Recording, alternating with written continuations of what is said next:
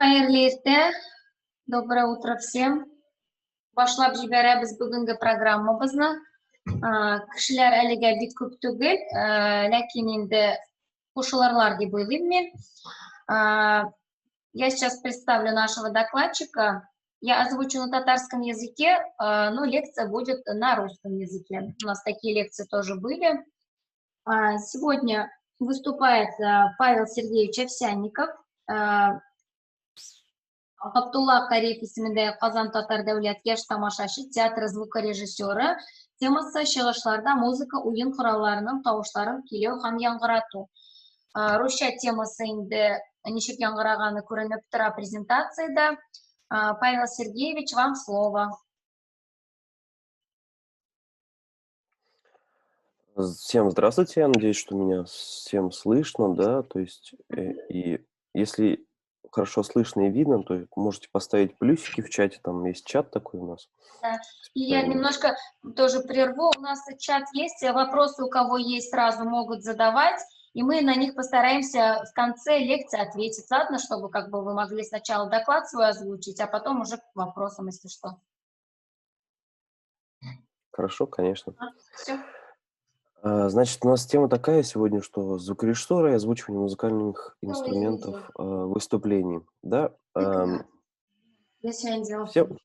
Всем презентацию видно, да, то есть сейчас все нормально. Вот, ну, я, в общем, продолжаю. Значит, какие вопросы сегодня мне бы хотелось с вами осветить? То есть именно концертная звукорежиссура, потому что непосредственно, так скажем, там большую часть времени мы сталкиваемся с озвучиванием музыкальных инструментов. Также вкратце мы пройдемся по классификации музыкальных инструментов, также классификации микрофонов, какие-то микрофонные стереосистемы рассмотрим. И посмотрим примеры, ну, то есть каким образом в концертной практике это можно применить. Вот.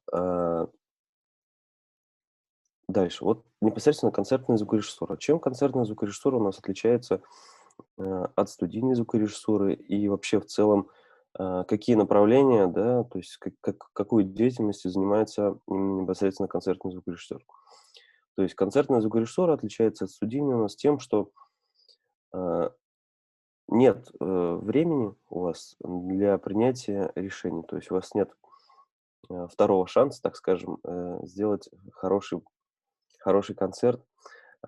Если у вас какие-то моменты, то есть в студийной звукорежиссуре, там, например, микрофон, шнурок, то это все можно поменять, как правило, исправить, то в концертной звукорежиссуре изменить уже какие-то вещи либо нужно действовать прямо сейчас и очень быстро, и какие-то вещи исправить. То есть, в целом концертная звукорежиссура — это у нас большая-большая индустрия, то есть концертные звукорежиссеры. Я думаю, что большинство из вас работают на концертах. То есть я сам, то есть, работаю в театре юного зрителя казанском.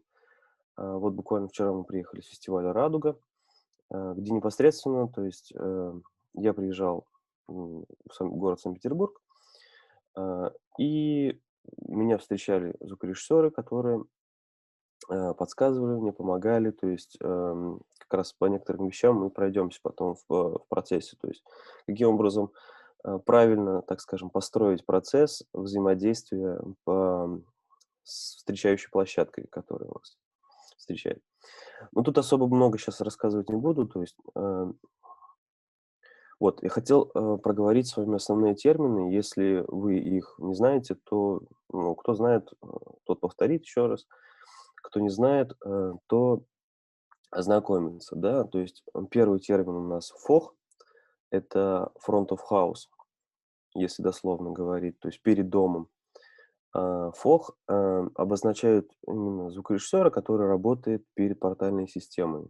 То есть если вы работаете перед колонками, которые направлены на зрителя, то вы смело себя можете называть FOH-инженер, то есть FOH-звукорежиссер. Также есть мониторный звукорежиссер, системный инженер. То есть мониторный звукорежиссер, он занимается мониторингом того, что музыканты слышат, А системный инженер, он занимается настройкой порталов, то есть задержки различные, то есть подбалконные как раз вот его сфера — это следующий фронт-фил и аут-фил. То есть фронт-фил — это непосредственно перед сценой. То есть на краю сцены, которая находится у нас акустической системы. То есть если у нас портал очень широко разделен, да, например, если вот вы были в театре оперы и балета в нашем, то м, первый ряд портера для того, чтобы им слышать э, акустические системы, которые высоко с боков висят, для них там есть некоторый такой фронт-фил. И для того, чтобы заполнить, то есть создать равномерное звуковое поле, да. Outfield — это, естественно, например, под балконом, то, что находятся маленькие динамички, да. То есть, ну, особо останавливаться не буду, это можно посмотреть, более подробно изучить. Так, значит, толбэк. Толкбэк. Что это такое? Это микрофон, с помощью которого звукорежиссер может связаться либо с музыкантами, либо с специальным техническим персоналом, который находится на сцене, да. Для чего он нужен? Для того, чтобы во время концерта, ну, то есть его можно настроить, то есть можно говорить и в портальную систему, можно говорить в мониторную, можно в отдельную колонку. Для того, чтобы связаться, если очень большое расстояние, можно, конечно, добежать, но, как правило, у нас практика показывает, что расстояния до пульта очень большие, и поэтому, то есть, с помощью этого микрофона я могу сообщить о какой-то либо проблеме, либо заменить шнур, либо что-то еще, то есть это может вам помочь в процессе работы, да. Дальше, D-Box или DirectBox, то есть конкретно это устройство нужно для того, чтобы согласовать различные сопротивления, да. То есть убрать какие-то наводки, шумы, то есть разнообразные. С помощью D-Box можно подключить электрогитары, гитары, то есть данные, если вы знакомы. Монитор. Монитор, естественно, это акустические колонки, которые находятся на сцене. С помощью них артисты себя хорошо слышат или не слышат. То есть дальше, in-ear, да, то есть очень в современном мире, то есть большую популярность набирают ушные мониторы. То есть в чем их плюс, и сам я тоже с ними работаю. Плюс в том, что можно разгонять гейны на микрофонах и, так скажем, не бояться, что у вас будет возникать обратная связь. Обратная связь, то есть некоторые заводки такие, вот, то есть понимаете, да, о чем я говорю. Ам, То есть если мы переходим в in-air, ну, естественно, не все могут работать с данным видом мониторинга. То есть тоже нужно учитывать, что, как правило, возрастные артисты, они как бы стараются отказаться от него, да. То есть, например, та же самая «Волга-Волга» группа, да, они не используют ушные мониторы, то есть они играют только в напольные мониторы, да. Дальше у нас реверберация, дилей, тап-дилей, да. То есть все знакомы с некоторым таким аутбордом, да, для нас. Это реверберация, то есть это эхо некоторое, да, то есть мы формируем с помощью него пространство, да. Дилей — это у нас временная задержка, да. А с помощью тап, ну, то есть либо специальная кнопка, которая назначается на разных консолях, она назначается по-разному, но, как правило, она всегда присутствует для того, чтобы контролировать темп этого дилея. То есть правильно настроенный дилей нам поможет даже привнести и приукрасить композицию и, так скажем, привнести некоторый такой момент звука, саунд-дизайна даже. Вот. Ам, Как правило, очень много музыкантов используют свои эффекты, то есть, допустим, вокальные процессоры, там уже встроен тап-дилей, но лучше, если у вас есть такая возможность, вы можете сами для себя, ну, то есть на себя это, взять эту функцию. Load-in. Что это такое? То есть это время, которое до концерта. За это время, вы должны, ну, то есть, например, если у вас какой-то небольшой коллектив там или, не знаю, там вокальный, то есть вы за это время подготавливается ваша сцена. То есть полностью приводятся там колонки, ставится весь полностью, все оборудование, микрофоны. То есть за это время решаются все моменты, которые там у вас что-то есть, чего-то нет, то есть на площадке. То есть это время до саундчека. То есть, да, за которое вы подготавливаетесь к саундчеку. Саундчек, то есть что это такое, да? То есть непосредственно проверка колонок, проверка, настройка микрофонов, мониторных линий. То есть, ну, в целом понятно, да? Бэклайн, да? Бэклайн — это все оборудование, которое необходимо, например, для выступления у вашего коллектива, да? То есть, включая и микрофоны, и какие-то оригинальные шнурочки или что-то еще. Вот это все бэклайн, да? Дальше написано гафа, да? Гафа мы привыкли с вами все называть там тейп, там пластырь, там, не знаю, скотч, все что угодно. Но правильно говорить гафа. То есть гафа, чем вообще отличается, что такое гафа? То есть гафа — это профессиональный тейп для того, чтобы либо спрятать, либо обозначить какие-то моменты на сцене, то есть либо что-то прикрепить, подклеить, да. То есть я на самом деле пользуюсь там тремя видами гаф, да, то есть это черного цвета, белого цвета и цветная, да. То есть черного цвета я на сцене стараюсь, то есть спрятать то, что зрителю не должно быть видно. То есть, а белого цвета, ну, например, я обозначаю край сцены, то есть или угол какой-то для артиста, который в темноте можно, ну, то есть задеть там или его травмировать. Это может выходы, входы, то есть можно обозначить. Края мониторов, например. Вот. Дальше цветная, это, ну, естественно, то есть, которая должна привлечь внимание. То есть я клею их на микрофоны, на инейры, то есть, ну, всевозможные. То есть, если нужно вам привлечь внимание, то тут уже как ваша фантазия, да. Откуда пошло вот именно гафа? Гафа — это раньше были в киноиндустрии такая профессия, как гафер, да, то есть, если многие кто знает, они занимались именно светом на площадке, да. Ам, и они как раз расставляли свое оборудование, там нужно было для того, чтобы лампы нагревались, и нужен был специальный тейп, так скажем, специальная гафа для того, чтобы подклеить, обозначить какие-то приборы, да. То есть еще плюс гафы там относительно обычного скотча — это, то есть, температурный режим, да.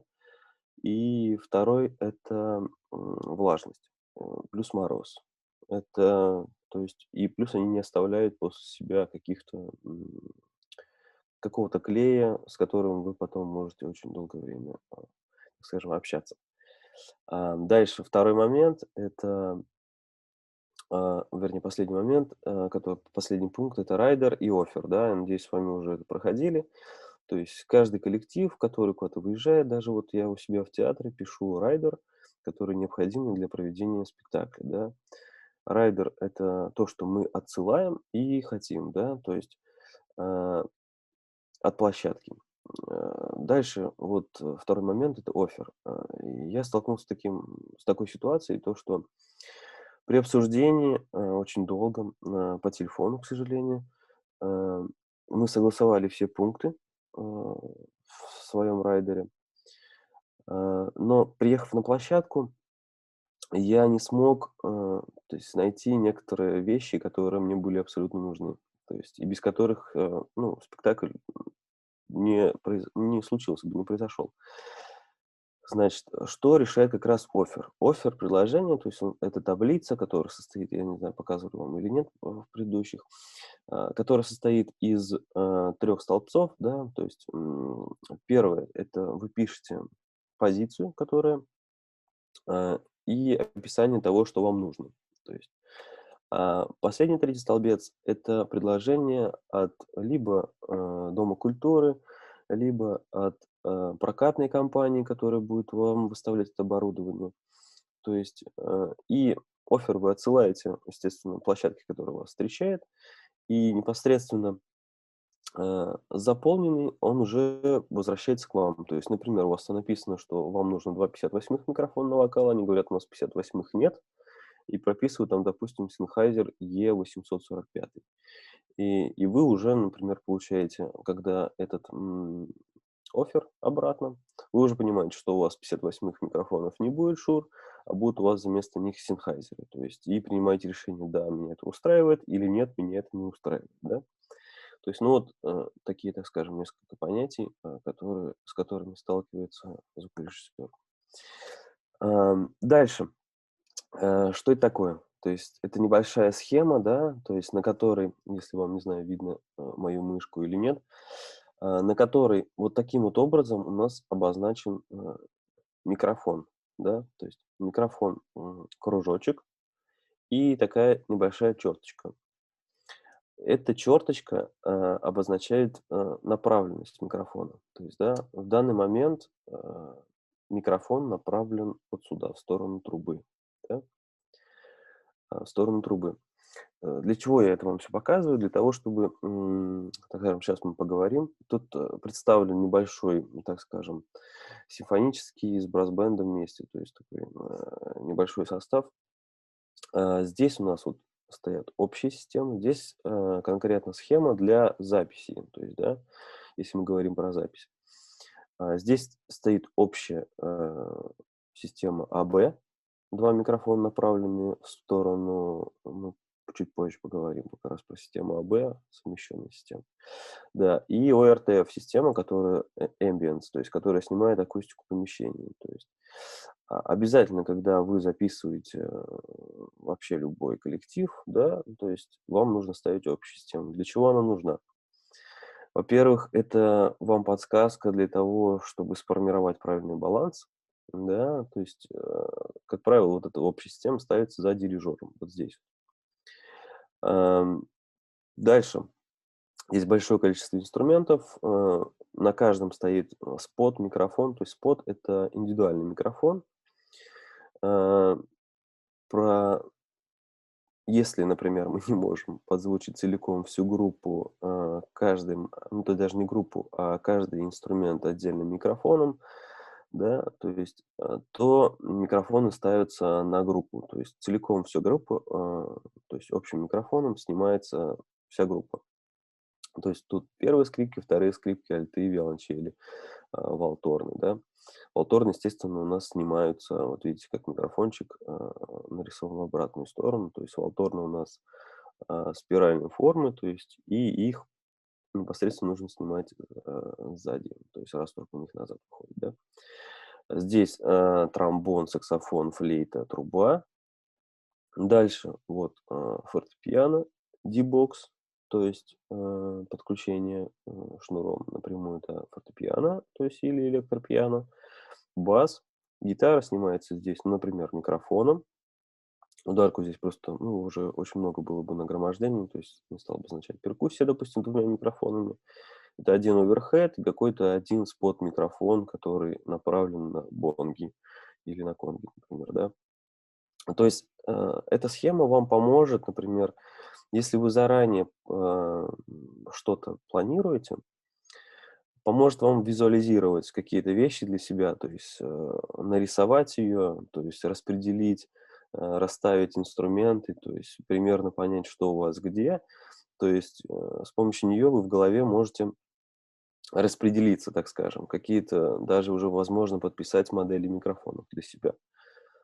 То есть дальше перейдем. Вот такая вот картинка. Я не знаю, сталкивались вы с таким вот обозначением или нет. Значит, у нас мы работаем, как правило, стереозвуком, да, то есть что вот здесь конкретно нарисовано? Здесь нарисовано именно планы, да, то есть 5 планов. Сверхкрупный, крупный, средний, дальний и сверхдальний, да, то есть этот параметр, конкретно вот план, определяется у нас с помощью гейна и с помощью нашего фейдера, да, то есть с помощью громкости, грубо говоря, мы определяем, на каком плане будет находиться у нас инструмент, который мы, собственно, сейчас процесс небольшой сведения, то есть, да. А здесь это центральный канал, лево-центр, да, лево, право-центр и право. То есть, да, этот параметр регулируется с помощью параметрика, если вы видели такой. То есть лево, право, то есть можно покрутить его на пульте, то есть даже на аналоговых пультах он имеется, да. Как правило, в большинстве у нас инструменты, они все монофонические, да. И чтобы нам сделать полноценное стерео, нам нужно распределить их в картинке, да.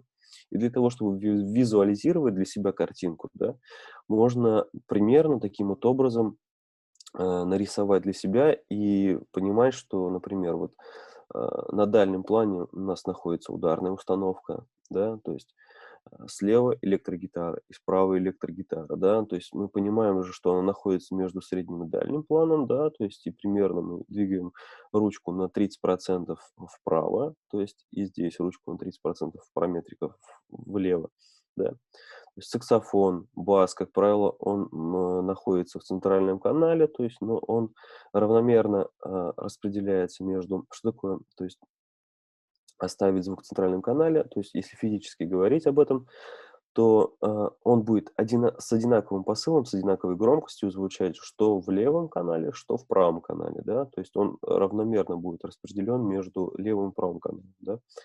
То есть электрогитара, саксофон, бэк-вокал, клавиши, лид-вокал, то есть это основной вокал, да, тут еще дополнительный бэк-вокал стоит, тромбон, еще один бэк-вокал, да. То есть с помощью этой схемы вы можете нарисовать, как можно потренироваться даже, например, берете, включаете какую-то композицию, лучше, конечно, зарубежную, да, и рисуете такую себе заготовку, и слушая, то есть лучше, конечно, в наушниках слушать, рисуете картинку, где какой инструмент находится, чтобы примерно понимать. В процессе, естественно, если вы слушаете не классическую музыку, инструменты могут перемещаться слева направо, то есть на дальний план, на крупный план, сверхкрупный план, да.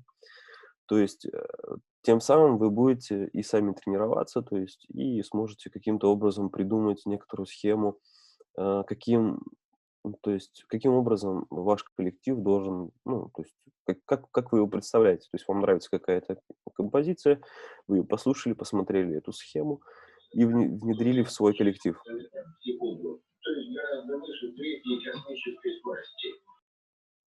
Наверное, очень плохо я вас что-то услышал. Сейчас я попытаюсь открыть чат. Так, сейчас я открою чат. Вы лучше мне напишите в чате.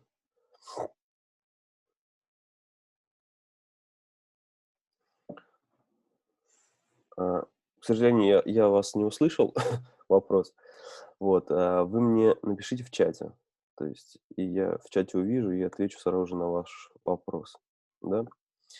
То есть, с помощью вот такой картинки, с помощью для себя такой подготовленной иллюстрации, да, то есть вы понимаете, то есть если вы конкретно звукорежиссер, да, то есть каким образом у вас в пространстве что находится, то есть и какой инструмент где находится, да. То есть, дальше.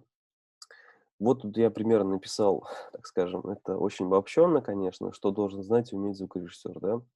Ну, то есть первый пункт, самый главный, это микшерный пульт.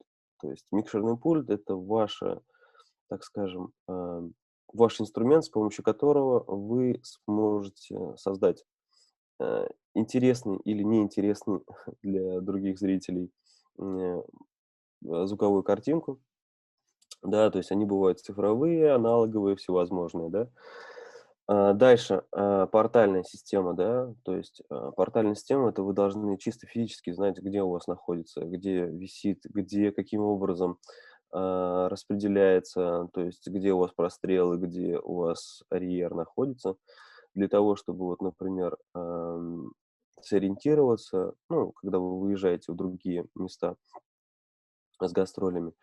И вы можете как бы адекватно оценить, то есть что-то возможно. То есть артисты, как правило, просят сделать громче на сцене. То есть либо вы добавляете звук, то есть для них там делаете громче, либо просто физически говорите, что это больше уже невозможно. То есть тут там 3 слоя плотной ткани, через который, ну, я не могу больше сделать. То есть я могу только поставить мониторы, например, да.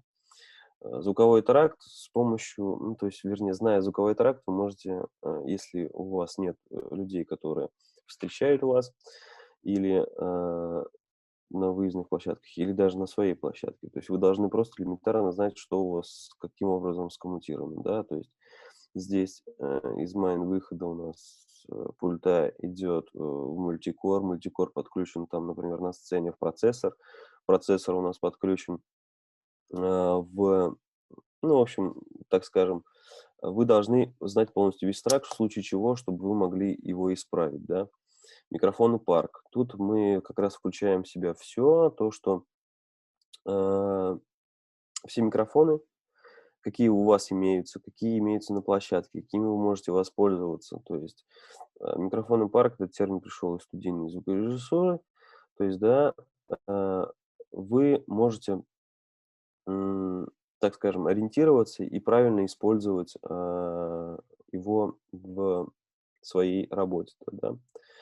Акустика, да, то есть я тут одним словом таким написал большим, то есть это и архитектурная акустика, и психоакустика, и что дают вам эти знания, да, то есть эти знания вам помогут правильно, допустим, повесить колонки, если вы в своем доме культуры понимаете, что у вас весь полностью, как, например, в Униксе у нас в Казани, представлен зал весь из кафеля, да, то есть нужно повесить какие-то акустические панели, чтобы они поглощали, да, чтобы не было такого ощущения, что мы как будто бы в ванной разговариваем, да.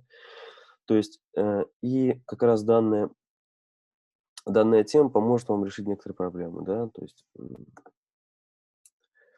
вот. Дальше пойдем мы по классификации музыкальных инструментов, да. То есть я читать это не буду, то есть сами сейчас прочитайте как раз.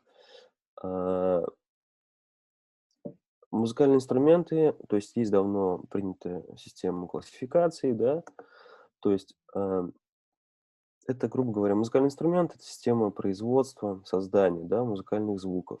То есть если мы пойдем и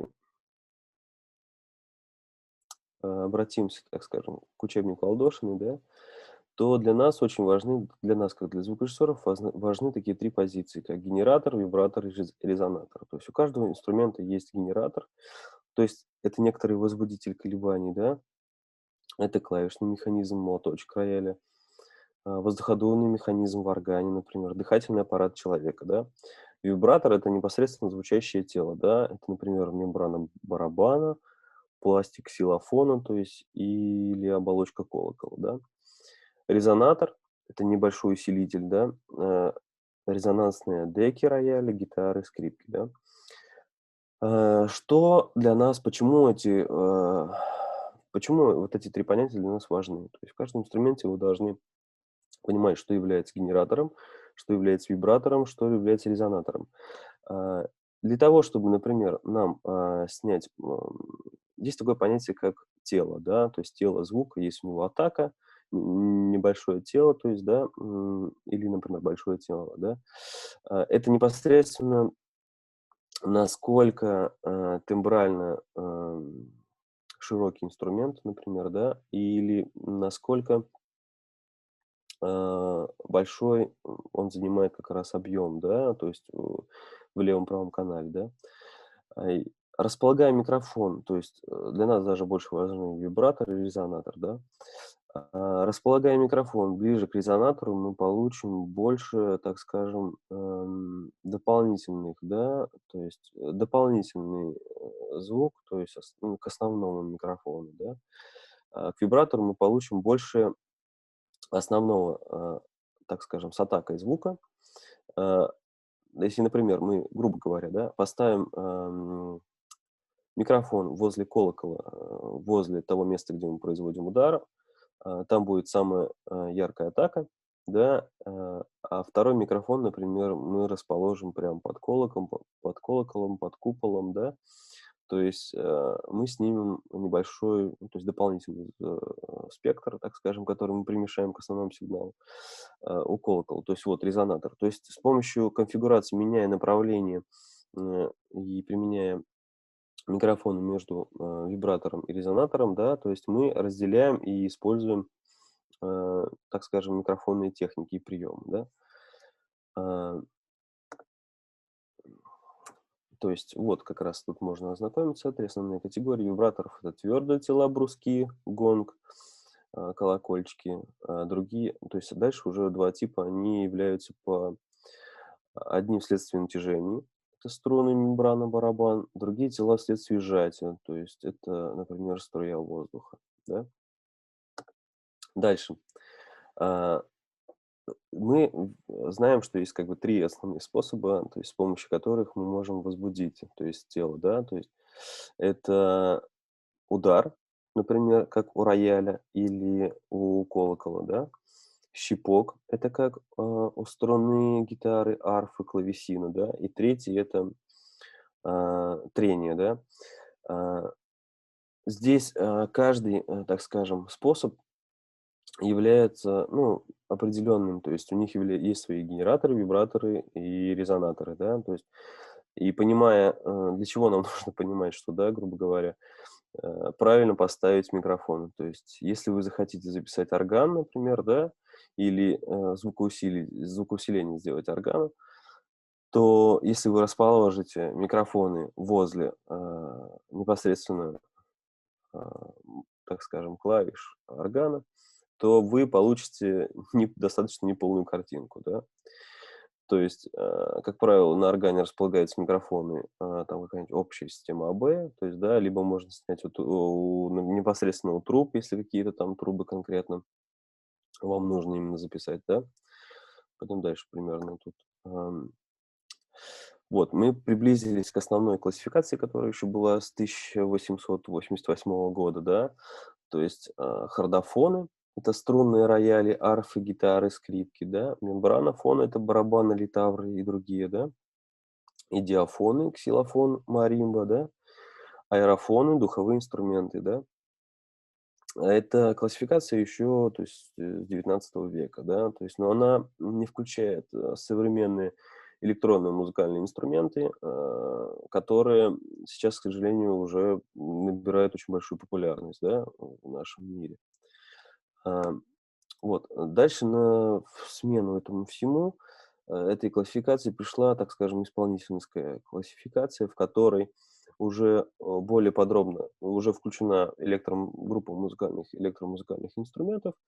Да, также тут есть струнные, язычковые, духовые, ударные инструменты, да. То есть я очень подробно сейчас не буду про каждую рассказывать, да. Если вам нужно, вы можете ознакомиться. Э, Суть в том, что с помощью, понимая, какой группе у нас находится музыкальный инструмент, мы можем правильно выбрать способ, с помощью которого мы будем его либо записывать, либо делать звукоусиление на концерте, да. То есть, если про струнные мы говорим, то есть мы к ним еще вернемся, если сфотографировали для себя, если что, можно это найти в учебнике «Музыкальная акустика» Ирины Аркадьевны Алдошиной, то есть эту всю схему. Вот, это в общем, то есть мы понимаем, что у нас есть, грубо говоря, раз, два, три, четыре, пять групп, включая электронные музыкальные инструменты. Вот на примере духового инструмента флейты, да, то есть мы сейчас посмотрим, что у нее является вибратором, что является генератором, что является резонатором. А, Значит, генератор и вибратор в данной флейте — это воздушная струя, да. Воздушная струя, я не знаю, сейчас видно вам меня или нет, то есть воздушная струя, которую выдыхает человек, а, отправляется вот на это отверстие. Дальше воздух, получается, в некоторых музыкантов 25% а, заходит внутрь, а у некоторых То есть, ну, так скажем, разделим. 75% воздуха у них уходит мимо, да, то есть вот сюда. Тем самым воздух, который попадает внутрь флейты, он закручивается и проходит по непосредственно резонатору, да, нашему. То есть, и как раз сейчас вот мы посмотрим. Если мы поставим микрофон с этой стороны, да, то есть непосредственно куда дует у нас, да, вот если вот мы таким образом поставим микрофон, э, то наш микрофон получит очень много задувания, то есть, да, плохого сигнала, и тем самым мы получим, ну, звук с дополнительными шумами, да. Если как здесь, на данной картинке, расположить микрофон, то мы получим более, так скажем, качественный сигнал, с меньшими задуваниями, да, это очень популярный термин. Как правило, то есть в большинстве случаев, то есть редко кто использует такие специальные приспособления, как правило, флейта в концертной практике снимается вот таким вот образом. То есть здесь стоит на стойке Shure 58, то есть динамический, во-первых, микрофон. В идеальном варианте поменять микрофон, здесь поставить конденсаторный микрофон и немножко отдалить. Тем самым вы получите звук с меньшим задуванием, да, и с большим полезным сигналом. Вот. Дальше мы поговорим про такую большую-большую тему, то есть это классификация микрофонов. Ну, то есть для чего мы вообще говорили про инструменты, сейчас про микрофоны? Потому что для того, чтобы правильно выбрать и правильно распределить, так скажем, придумки какие-то ваши, да, то есть на оркестр, на ансамбль, да, вы должны знать, какой группе, грубо говоря, принадлежит ваш инструмент, да, а дальше понять, какой микрофон для него именно подойдет, какой микрофон нет, да. То есть я выделил две основные группы, то есть нам нужно знать тип микрофона и характеристику направленности.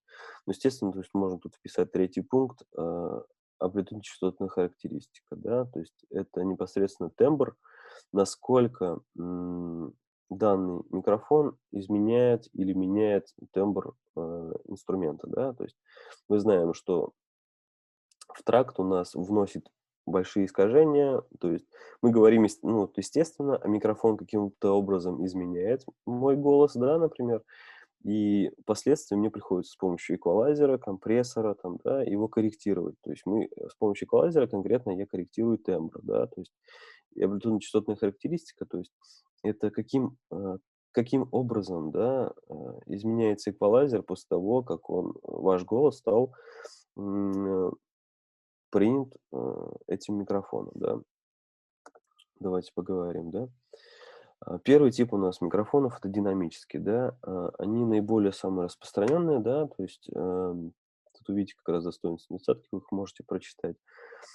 Ам, Тут происходит все за счет электромагнитной индукции, да, то есть катушка движется и образуется потом в дальнейшем электрический ток, да. То есть более подробно я не буду рассказывать, просто самые распространенные, самые удобные для нас, то есть там, да, в большинстве случаев, они есть в каждом доме культуры вообще, то есть динамические микрофоны, например, Shure 58, вот, или Shure 57, да. М, Вот некоторые примеры, слева вы видите, да, то есть, например, Shure 58, SE микрофоны и Sennheiser 800, там, 845. Дальше, то есть, конденсаторные микрофоны. Конденсаторные микрофоны, они получили, на самом деле, эти микрофоны были изобретены для того, чтобы производить измерения. А, То есть все параметры, которые вы видите, когда читаете описание микрофона, прежде чем его купить, или уже инструкцию после этого, измерялись именно непосредственно конденсаторными микрофонами, да. То есть конденсаторные микрофоны, а, их минус самый главный — им необходимо фантомное питание. То есть фантомное питание на старых моделях, это была коробочка, в которую вставлялись батарейки, да, то есть, и их нужно было постоянно менять или контролировать этот процесс. с батарейками, так скажем, да. Эти микрофоны получили большое применение, да, в современной индустрии звука. Это, например, оверхеды для ударной установки, да. Также, помимо плюсов большой детальности, в них есть и огромные минусы, да, то есть они хорошо передают не только инструмент, но если мы, например, их используем на улице, то и все шумы, которые происходят вокруг, да.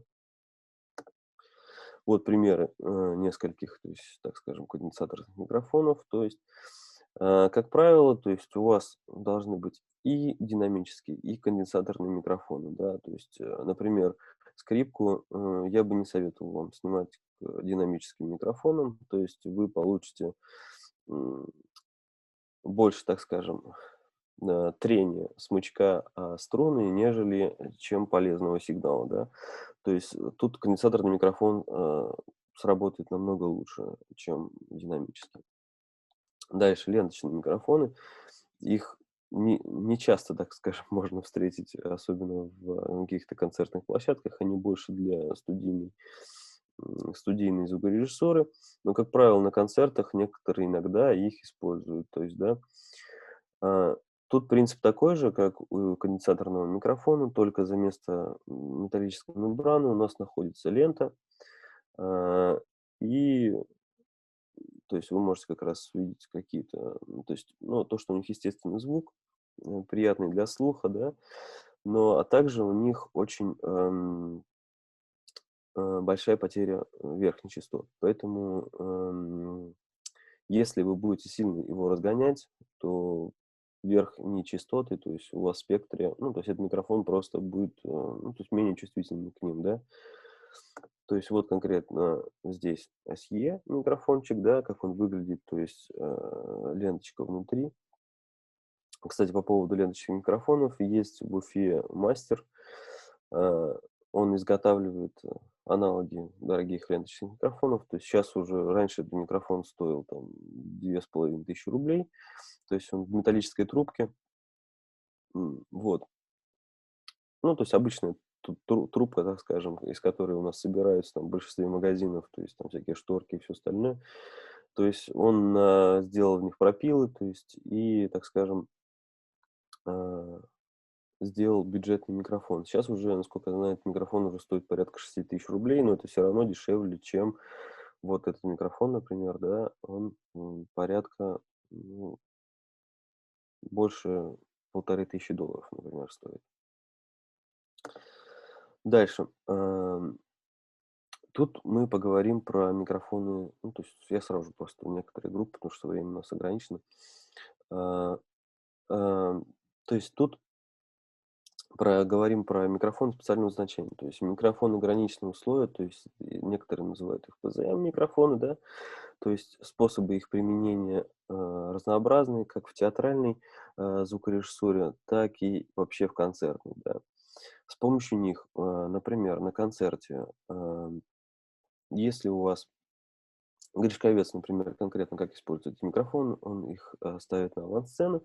Когда он выходит из одного, так скажем, с дальнего плана на крупный план, меняется пространство, да, с помощью них, с помощью реверберации и дилея он меняет пространство, в котором он находится, да. Также с помощью этого микрофона можно снимать нижнюю деку рояля, например, да. Тем самым мы можем снять непосредственно звук самой деки, то есть, да, не захватывая другие отражения, которые у нас приходят, да. Стереомикрофоны. Стереомикрофоны — это сразу же совмещенные микрофоны, в которых есть два капсуля. Это, например, сейчас сразу же вам картинку покажу, да. Очень большое, так скажем, большую популярность они получили среди там телефонов, потому что сразу же стереозапись, сразу же рекодеры, то есть, да, также они есть и в звукорежиссуре. Есть микрофоны XY Neumann, да, фирмы, которые можно ставить сразу же на общую систему и снять ей, например, целиком весь оркестр. Расположить данный микрофон за дирижером, а, и целиком позвучить целый оркестр, сделать звукоусиление, да. Третий микрофон — это микрофон пушка, да, в киноиндустрии, то есть этот микрофон очень популярен. Э, То есть также я использую в театре, например, если мне нужно, так скажем, более точно снять некоторого артиста. Ну, естественно, как бы он слышит не только этого артиста, но и других, но в то место, куда я его направляю, да, то есть если посмотреть, провести аналогию, как у Дина в звуковой картине в книжке написано, через то, что микрофон — это как фонарик, да, то есть мы не видим его луч, да, у фонарика он, естественно, очень хорошо виден, да. То есть фонарики, которые как лазер светят, да, то есть, а есть фонарики, которые достаточно широко у них охват идет. То есть, и вот здесь пушка как раз, так скажем, приближена к лазеру, да, то есть более точно э, делает, снимает. Дальше, вот, как раз мы подошли к самой главной теме, то есть, которая нам очень важна для нас вообще, то есть характеристики направленности микрофонов, да, то есть микрофоны такие ненаправленные, круг, да, то есть восьмерка, кардиоида, суперкардиоида, гиперкардиоида. А, с помощью, так скажем, понимая, что какой у нас направленности микрофон, то есть мы можем избежать, первое, это обратная связь, да, то есть некоторые заводки в мониторы, например, сейчас как его зовут, Саруханов, по-моему, да, вокалист. Ему кто-то подсказал, э, что нужно петь в ленточный микрофон. Да. А ленточный микрофон имеет характеристику направленности восьмерка. Да. То есть, да, безусловно, на студии для того, чтобы записать его вокал, этот микрофон абсолютно круто передает его, так скажем, голос в заглушенном помещении. Но если мы этот микрофон типа восьмерка будем использовать на сцене для того, чтобы сделать звукоусиление данного вокалиста, да, он при этом ставит вокруг себя 4 ящика, то есть, ну, 4 кабинета, и в одну часть микрофона он говорит, а другая часть микрофона, получается, да, обратная. То есть как раз вот в эту часть он говорит, а эта часть равнозначно этой снимает голос, который приходит из его мониторов. И поэтому необратимый процесс обратной связи, с которым ничего не могут сделать на саундчеке, ни его концертный директор, ни звукорежиссер, с которым он приехал, только из-за того, что он захотел петь в ленточный микрофон. То есть это вот один из примеров, так скажем, неправильного использования. Вот. Второй момент это, так скажем, фазовые искажения, да. То есть если мы говорим про фазу, то есть если мы 2 микрофона, грубо говоря, э, например, конденсаторные, да, кардиоидной направленности, поставим с двух сторон, направим их в сторону ушей, например, у себя, да, и будем говорить, то, как правило, то есть мы получим очень мало, очень мало голоса нашего, да, то есть потому что один микрофон будет вычитать другой микрофон, да. То есть на практике, если мы посмотрим на то, что такое сигнал в фазе, не в фазе, я сейчас, конечно, постараюсь вам нарисовать, э, то есть То есть вот у нас аудиоволна, то есть, да, это, допустим, она в фазе, это волна в противофазе, да, то есть, конечно, тут график. Вот, если у нас две одинаковые волны, грубо говоря, приходят, и одна в фазе, другая в противофазе, происходит полное вычитание двух этих волн, что, естественно, мы наблюдаем, если, например, снять малый барабан сверху микрофоном и снизу микрофоном, да, то есть если на нижнем микрофоне не перевернуть фазу, то мы получим вычитание некоторого спектра барабана. Не полное, конечно, да, то есть если мы будем генерировать какие-то вот частоты, то э, какую-то, так скажем, спектр все равно останется. То есть если на практике, да, когда мы говорим про колонки, что такое вот в фазе, не в фазе, да, то есть вот у нас два динамика, один двигается в эту сторону, а этот двигается в обратную сторону. И вот эти сигналы, получается, симфазно приходят. Естественно, что-то вычитается, то есть что-то складывается, да, что-то усиливается. То есть нам нужно, например, вот этот по времени задержать динамик, да, и то есть они начинают двигаться вместе, в фазе. То есть я вот сейчас постарался как-то вам более таким простым объяснить в фазе, не в фазе, то есть, да. То есть с помощью, оставляя микрофоны с правильной направленностью, да, то есть используем, допустим, кругового микрофона, да, как два общих микрофона, например, для звукоусиления, так скажем, оркестра, это будет не очень как бы хорошо, то есть в этом варианте. То есть вот, более, так скажем, подробнее вы с этим всем можете на практике. То есть на самом деле, то есть вы можете всегда как проверить фазу. То есть, да, подключайте наушники, даже без портальной системы, ставите все микрофоны, слушайте, то есть просите кого-то поиграть. То есть на каждом микрофоне, на каждом пульте есть этот цифровой пульт, даже на некоторых аналоговых пультах есть перевернуть фазу. То есть, и если вы, переворачивая фазу на конкретном микрофоне, то есть слышите, что у вас что-то пропадает или что-то появляется, то вы идете до конкретного микрофона и смотрите, что же у вас пошло не так, какие изменения, то есть почему происходит вот так вот у вас. И в процессе вы можете как бы либо отказаться, например, от этого лишнего микрофона, да, а только позвучить целиком группу. То есть в концертной практике это э, используется, но в меньшей степени, да, то есть это вот все. Так. ам, с характеристиками направленностями примерно понятно, я думаю, да. Дальше. Тут как раз мы проговорим про микрофоны, то есть совмещенные системы, да. Самые распространенные, то есть чаще всего ставят АБ и ОРТФ, то есть это раздельная стереосистема, это когда два микрофона, то есть вы с помощью, допустим, как правило, у Октавы есть уже подобранные стереомикрофоны, то есть, допустим, МК-319, два микрофона, которые примерно с одинаковым АЧХ, то есть, да, с минимальными изменениями друг от друга, отличающимися, да. Дальше совмещенная стереосистема XY. Дальше верхняя система Overhead, да, то есть, например, которую вот мы используем для, например, ударной установки, да. Система типа искусственная голова, то есть я приведу потом вам картинку, покажу. И бинауральная система, то есть с которыми очень вообще практически не сталкиваемся.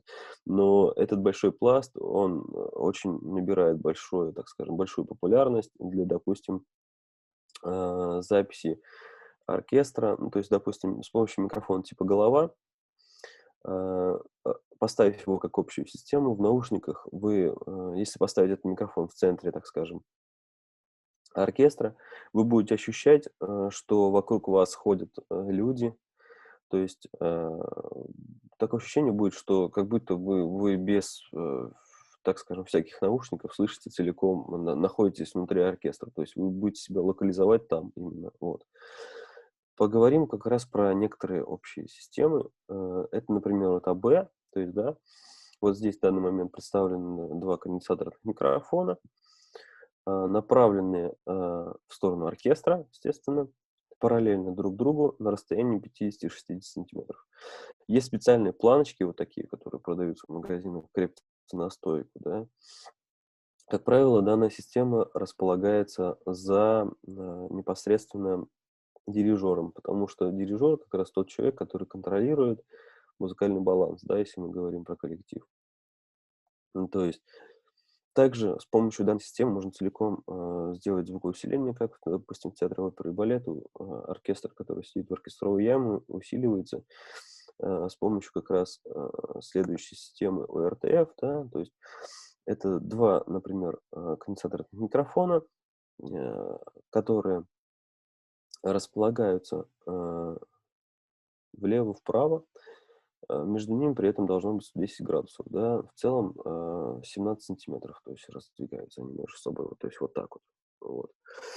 А, Данная система, например, на первом картинке, которую я вам показывал про инструменты, с помощью нее можно записывать ambience, то есть, да, то есть помещение, звук помещения, как звучит оркестр, грубо говоря, в этом помещении. Если м, такую систему будем использовать как общую, да, то есть АБ будет больше выигрышной, да, например, АБ или следующая система XY, да, то есть XY это когда два микрофона, здесь тоже конденсаторные конкретно, а, капсулы находятся друг под другом, а, и с помощью них мы получаем полноценную стереокартинку, где вот у нас слева сидел, допустим, в акустическом варианте баянист, он слева и будет там звучать, там справа у нас сидел рояль, то есть справа он будет, да.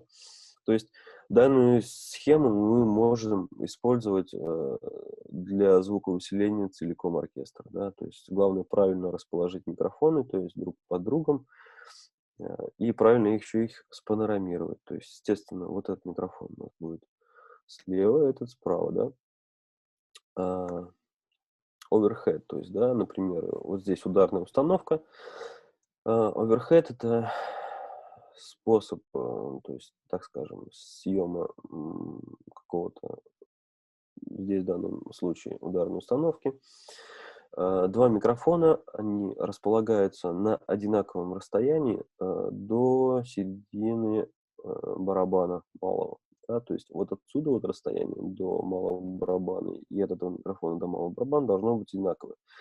Иначе вы получите в спот-микрофонах, то есть которые на каждом инструменте, фазовые искажения, да, то есть какие-то вычитания спектра барабанов. Также, если мы микрофоны двигаем от барабанщика, да, в сторону зрителя, да, ближе сюда, то мы получим больше звукотарелок при, так скажем, при звукоусилении ударной установки. Если мы двигаем микрофон ближе к барабанщику, да, то мы получим больше звучащего тела, то есть больше самой ударной установки, то есть меньше тарелок. С помощью этого можно как раз в процессе решить, так скажем, на месте послушать. Если барабанщик очень сильно, так скажем, и уничтожает тарелки, то можно микрофон поставить ближе к барабанщику, и тогда тарелок будет меньше в миксе, да. То есть вот, например, еще один, да. Вот, микрофон типа голова, да, то есть на самом деле в Казани я ни у кого еще не видел такого данного микрофона. В Питере, знаю, вот есть. Данный микрофон построен по такому принципу, то, что это голова человека, в нем находятся микрофоны, то есть имитирована ушная раковина. То есть, естественно, сигнал, который у нас приходит, например, вот здесь вот, с правой стороны от человека, он доходит правого уха, а, до правого уха раньше, чем до левого, да, и за счет этого происходит временные задержки, да, то есть и мы можем записать с помощью двух микрофонов сигнал, который в наушниках будет уже восприниматься нами как, что вот человек, например, с правой стороны обошел нас, встал за нами, э, обошел нас по кругу, то есть и оказался прямо перед нами, да, то есть с помощью такого микрофона. Дальше вот как раз мы почти что уже подошли к примерам, да. Вот здесь ударная установка, да, то есть примерное расположение микрофонов, то есть это оверхеды, про которые мы говорили, это какие, например, микрофоны? Shure SM81, да, то есть, или, например, если у вас их нет, то вы можете, так скажем, снять двумя одинаковыми конденсаторными микрофонами, то есть направив их точно так же на центр малого барабана и примерно на одинаковом расстоянии все должно быть. Вот. Дальше у нас пошли, это общая система, да, то есть дальше у нас спот, микрофоны. Микрофон на бочку, это, например, какой-нибудь D112 Или, например, PL-37, электровойс, почему-то очень в Татарстане распространено. Также есть у Шура 52-й на бочку микрофон, да.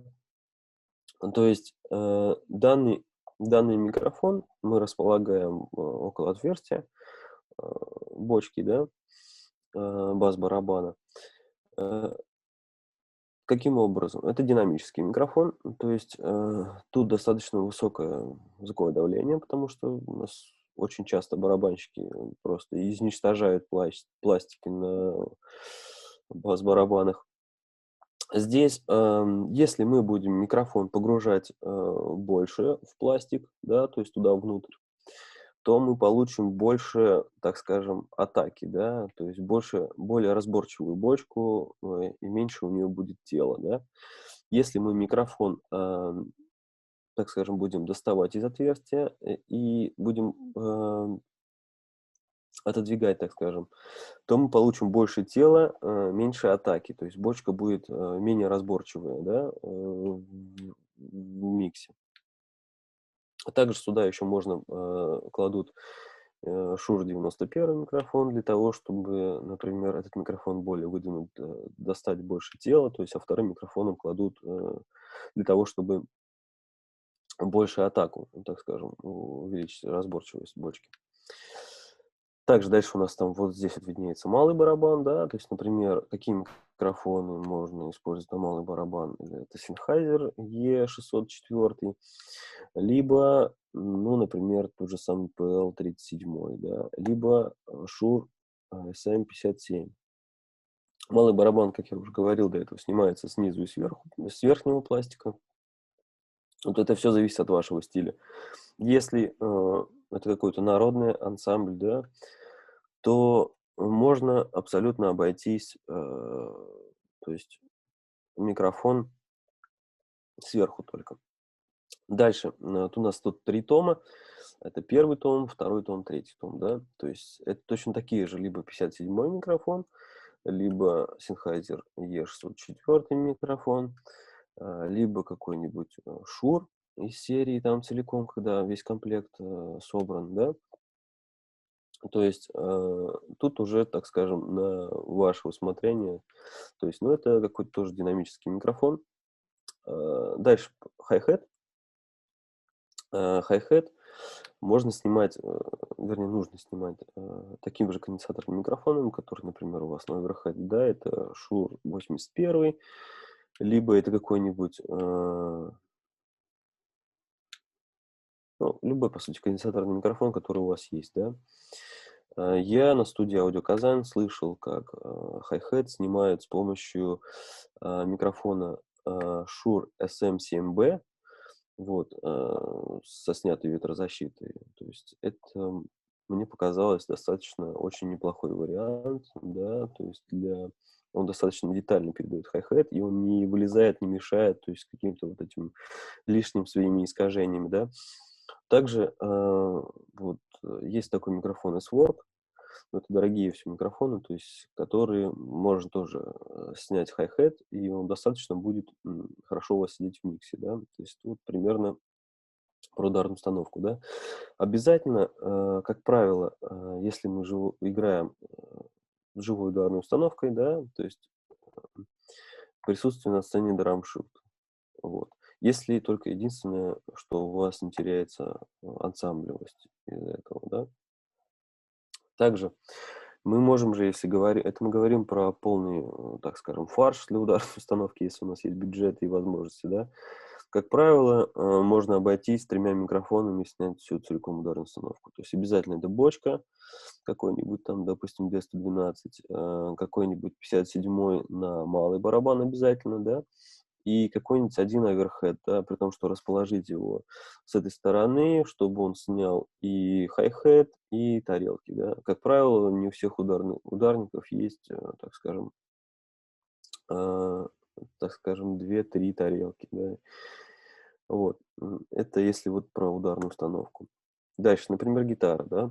В концерте гитару мы можем снимать 2 способами: либо через D-Box, да, либо через микрофонным способом, то есть с кабинета с кабинета, с гитарного. Здесь конкретно находится два микрофона, то есть стоят в центре. Тут большой динамик. То есть и по краям динамика ставится здесь 414 микрофон, а здесь 57-й Шур. Вот. Таким образом, мы можем, так скажем, снять звук непосредственно с гитарного кабинета. Что мы получаем в результате этого всего? Гитарист сделал уже примерно тот звук, который он хочет. Именно этот звук мы снимаем с кабинета. Дальше его корректируем для того, чтобы он был более приятный в зале для зрителей. И получаем, так скажем, более картину для нас приемлемую, да. Дальше рояль, например. Здесь вот конкретно стоят два микрофона Shure 81 конденсаторные, да. Они направлены, это самый частый и простой способ, да, то есть направлены на два регистра, да, то есть тут просто разделим на два, на верхний и низ, да, примерно, с открытой крышкой. И таким образом, конечно, да, есть звучание молоточков, и поэтому нужно тут понять, расположить, так скажем, микрофоны не очень близко к молоточкам, да, вот здесь вот, а немножко вдаль к струнам, да, то есть чтобы получить более, так скажем, без различных шумов сигнал, да. Также можно, например, для разнообразия, чтобы рояль у нас звучал жирнее, да, поставить под рояль Shure SM57 микрофончик и направить его прям в нижнюю часть его корпуса, да. Тем самым мы снимем звук с самого корпуса, да, то есть и рояль у нас станет более таким плотным и жирным, да.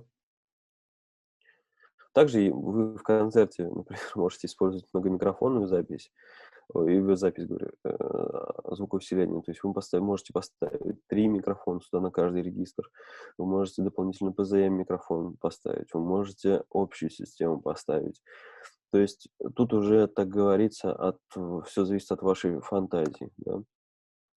Аккордеон или баян, да, здесь схема поставлена для записи.